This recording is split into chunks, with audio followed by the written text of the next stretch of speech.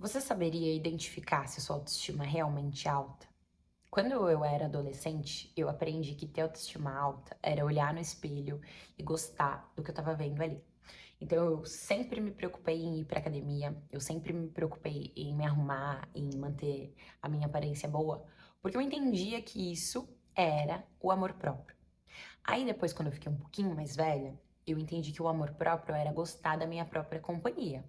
E aí eu comprei um carro e fazia de tudo com esse carro. Eu ia viajar sozinha, eu ia para o cinema, eu nunca tive problema em fazer coisas sozinha.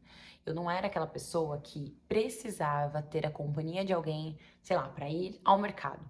Então eu achava que tinha amor próprio e autoestima alta por conta disso. Só que depois, quando eu comecei a ficar mais velha e entrei na pegada do autoconhecimento, eu aprendi que, de fato, as relações que eu sustentava, elas eram um espelho da minha falta de amor próprio.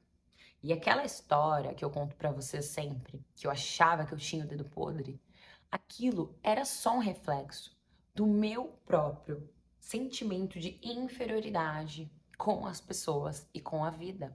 Mas eu não sabia disso, porque ninguém nunca tinha me falado. Eu só fui entender que as migalhas de afeto que eu aceitava, tanto dos meus amigos quanto dos relacionamentos que eu tinha com os rapazes, aquilo sim era a maior falta de amor próprio.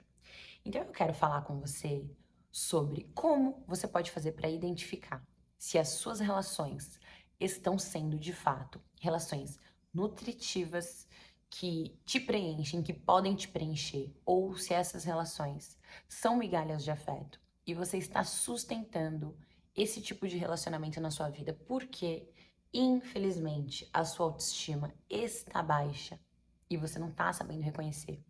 Então, esse vídeo é um vídeo de utilidade pública para você não cair nas besteiras que eu caía quando eu era mais nova. Porque eu demorei muito tempo para entender o que era de fato ter autoestima alta. Pensa comigo assim o seguinte, ó.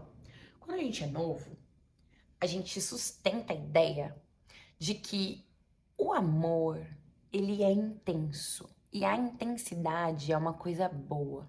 Quando a gente é mais novo, a gente gosta dessa sensação de intensidade, a gente gosta da sensação de estar apaixonado. Então, aquele frio na barriga quando a gente conhece alguém é maravilhoso. A gente acha que isso é o amor. Só que você já percebeu que muitas vezes a gente entra numa briga de gato e rato com a pessoa? Tipo assim, quanto mais ela se afasta de mim, mais eu quero. E aí, de repente, eu acabo achando que eu amo aquela pessoa, eu amo aquele ser humano. Por quê? Porque quanto mais ele foge, quanto mais espaço ele me dá, mais eu quero aquela pessoa. Eu não quero que aquela pessoa me dê espaço. Eu não quero que aquele ser humano fique longe de mim. Eu quero ficar perto. E aí eu entro numa situação, numa ideia de que eu tenho que ir atrás. Quanto mais ele corre, mais eu vou atrás dele.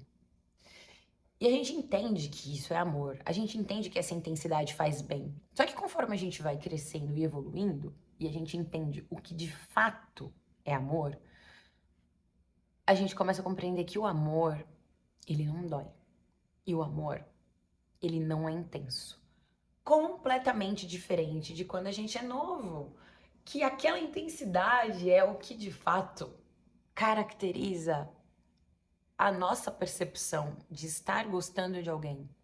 Se eu gosto de alguém, eu sinto aquele frio na barriga, aquele aperto no peito. Ah, se eu não gosto, pra mim tanto faz. E aí, conforme a gente vai ficando mais velho, a gente vai sustentando isso nas nossas relações. Então, imagina assim: você cria um acordo com a pessoa que você está se relacionando. E não importa se é um relacionamento de namorado com namorado ou se é um relacionamento de amizade.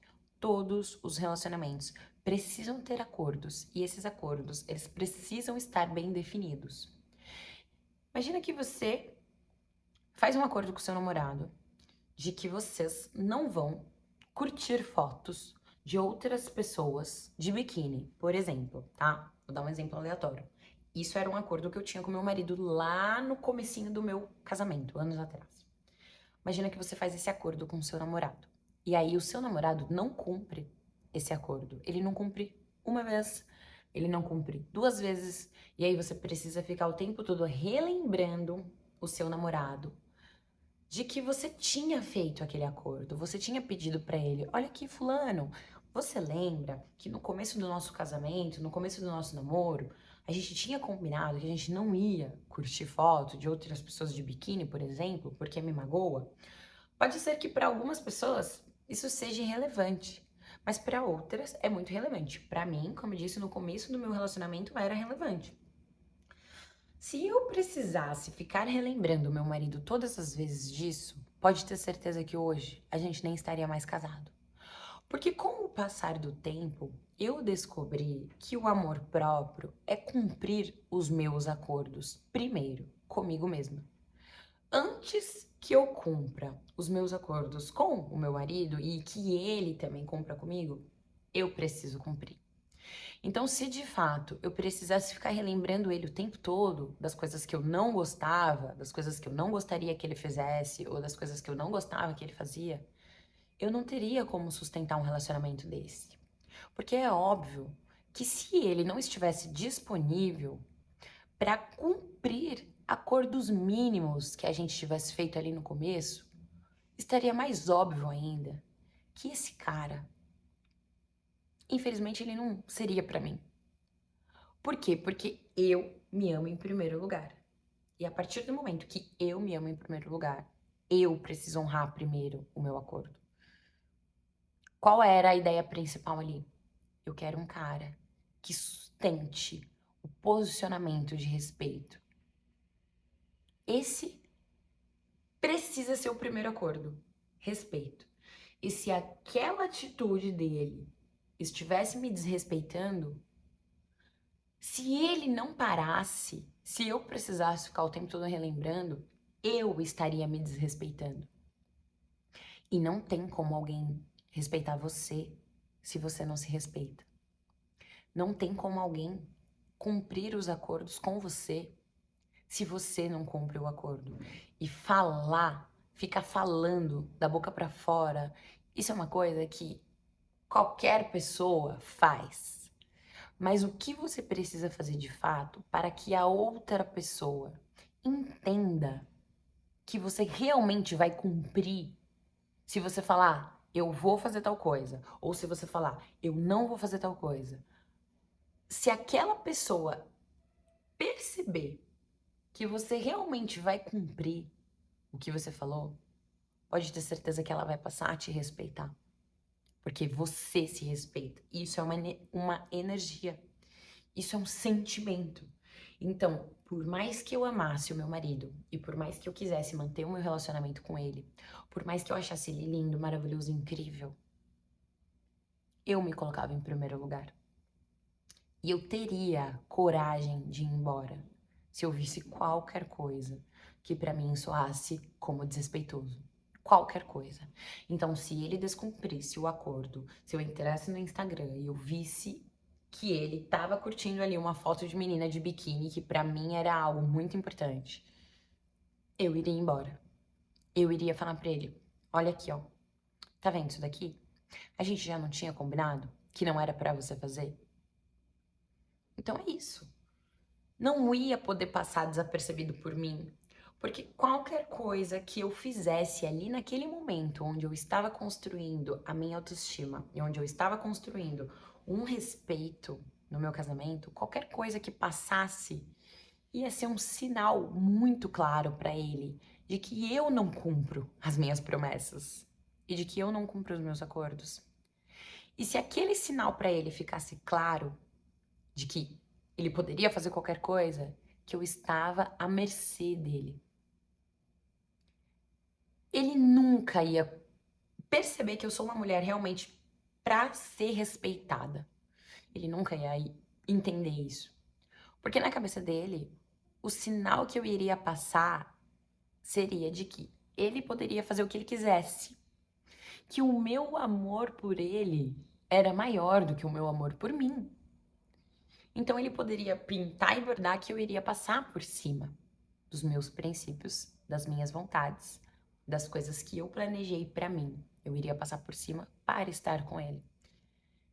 E isso é o que caracteriza uma pessoa com autoestima baixa.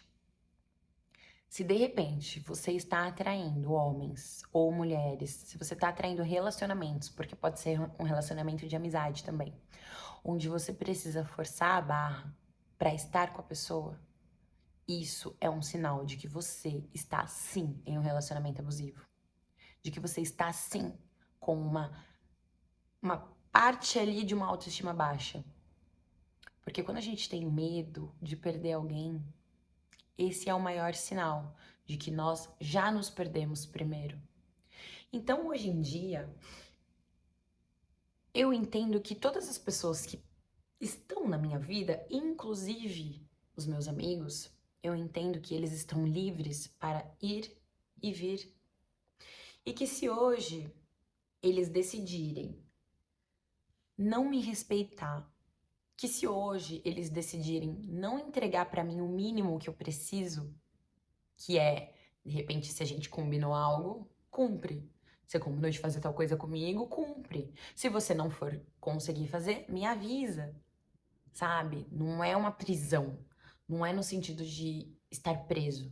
É no sentido de estar livre.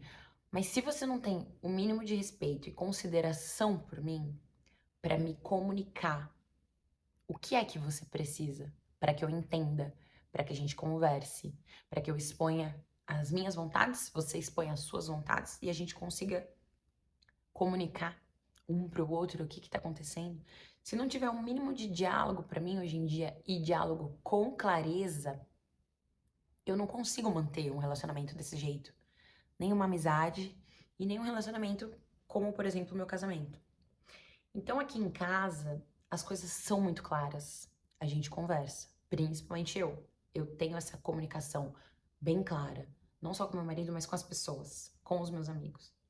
Se eu percebo que eu preciso ficar forçando muito a barra, ou que aquela pessoa, ela tá tentando me manipular de alguma forma, ou que eu não posso também atender algumas necessidades dela, porque ela tá carente, ela quer uma coisa que eu não posso entregar.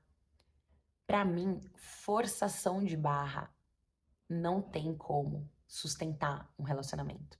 Se eu preciso forçar muito para uma amizade acontecer, se eu preciso forçar muito para um relacionamento acontecer, se eu faço força, isso é o contrário de soltar. Então percebe aí, hoje, na sua relação. Nessa relação que você tem com seu namorado, com sua namorada, com sua esposa, com seu esposo ou com seus amigos.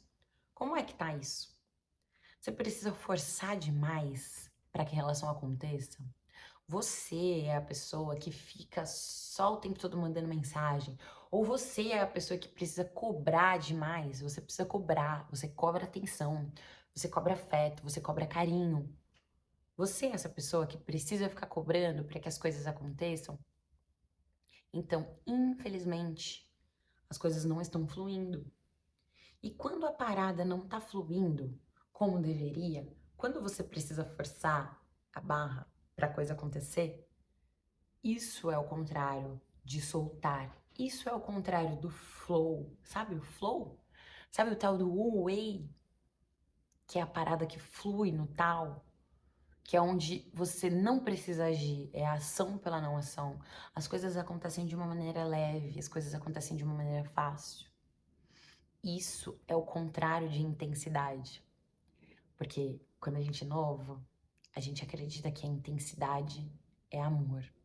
Quando você sofre, quando você chora, quando você se descabela por alguém. Eu, quando eu era nova, além de sofrer por relacionamentos aleatórios, eu gostava de ver o pôster do cara metade e eu chorava, eu amava aqueles caras. Tipo, a gente entende que o amor é dor e o amor não é dor. O amor é leve.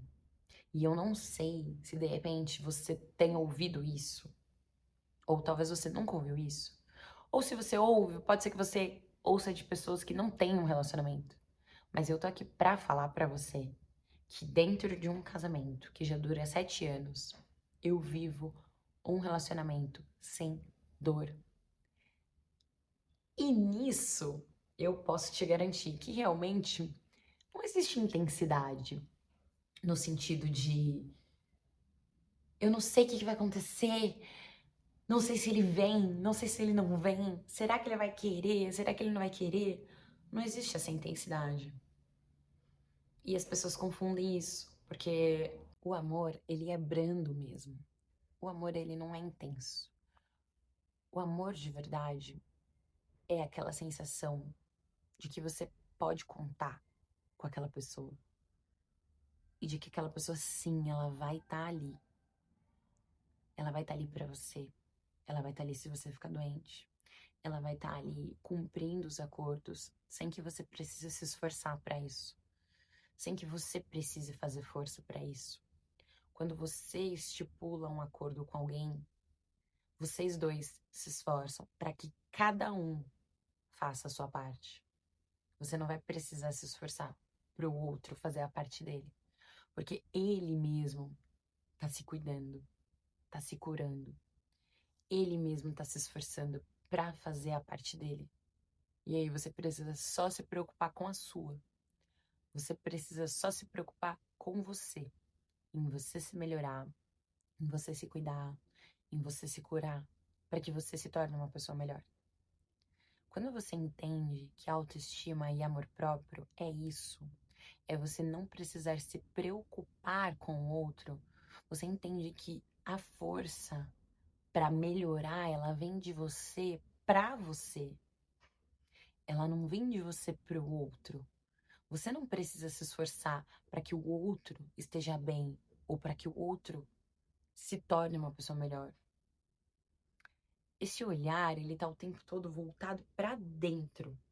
Por isso é que falam tanto que não tem como você amar alguém sem o amor próprio. Porque quando você não se ama o suficiente, você está o tempo todo olhando para o outro e o seu olhar está voltado para o externo. Seu olhar não está voltado para o interno. E isso não é amor próprio. Isso é controle.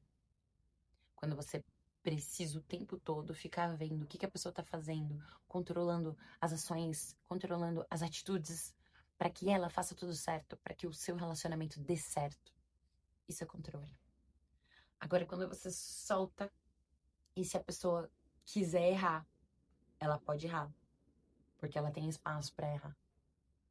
Isso é o verdadeiro amor próprio. Isso é o verdadeiro soltar. E a dificuldade em viver uma vida assim é que se de repente a pessoa fizer alguma coisa errada ou alguma coisa que você não quer que ela faça, você vai precisar sustentar uma postura de terminar esse relacionamento. E é isso que é difícil. É isso o que a gente não quer. A gente não quer passar pelo sofrimento e pela dor de enxergar que aquilo não era o que você queria, que aquilo não funcionava do jeito que você imaginava que iria funcionar. E aí aquela frustração, ela é tão dolorosa, que é o que a gente evita o tempo todo. A gente evita sentir a dor. E aí, por evitar sentir dor, a gente sofre. Já sofre com um relacionamento ruim. Já sofre com uma vida que não é boa, com o medo de sofrer. E, inclusive, tem até uma música do Renato Russo que eu adoro, que fala exatamente isso. Tudo é dor e toda dor vem do desejo de não sentirmos dor. Então pensa nisso, reflete com tudo isso que eu falei. Tenta não ficar vendo mais outros vídeos agora. Reflete. Pega todas essas informações, absorve, deixa tudo isso entrar na sua cabeça. E se você perceber que você tem um relacionamento que tá ruim, que tá abusivo, seja ele um relacionamento afetivo ou um relacionamento de amizade, reflete. E mesmo que seja mais difícil, tira isso da sua vida. Tira isso. Você ainda tem história para viver. Você ainda tem muita coisa para viver. Pode ser que você ache que você nunca vai encontrar alguém melhor para ficar na sua vida. Pode ser que você ache que você não é uma pessoa tão boa assim e que você nunca vai encontrar alguém superior a essa daí que tá te fazendo sofrer. Na verdade, não é ela que te faz sofrer. É você que dá esse poder para ela. porque você não tem coragem de cortar essa relação. Então é você que se faz sofrer. E isso é muito difícil, eu sei. Porque pra mim foi um choque quando eu descobri que eu tinha sim autoestima baixa. Por mais que eu me olhasse no espelho e me visse maravilhosa, eu percebi que eu não me enxergava capaz de ter pessoas melhores na minha vida. E aí eu ia aceitando só aquela galera zoada, aqueles caras zoados, aquelas amigas zoadas que só me procuravam quando precisavam de mim, ou que só queriam um conselho, que eu sempre fui muito boa de conselho, e que só queriam me usar. Eu descobri que eu era essa pessoa usável, porque toda relação é um espelho. Se tiver ruim pra você, termina. Se tiver ruim pra você, sai. Desaparece dessa relação, que você com certeza vai começar a olhar pra si mesmo e encontrar dentro de você um monte de sujeirinha, um monte de sombrinha que você vai tirando, e aí você vai se tornando uma pessoa realmente cada vez melhor pra ter um relacionamento cada vez melhor, tá certo? Então, se você gostou desse vídeo, deixa o seu like e encaminhe esse vídeo pra alguém que você sabe que vai ajudar. E deixa um comentário se você sabe que você tem uma relação abusiva, se você se identificou com esse vídeo, se você reparou que você tem algumas atitudes dessa, comenta aqui que eu vou adorar saber, tá bom? Obrigada e até o próximo vídeo.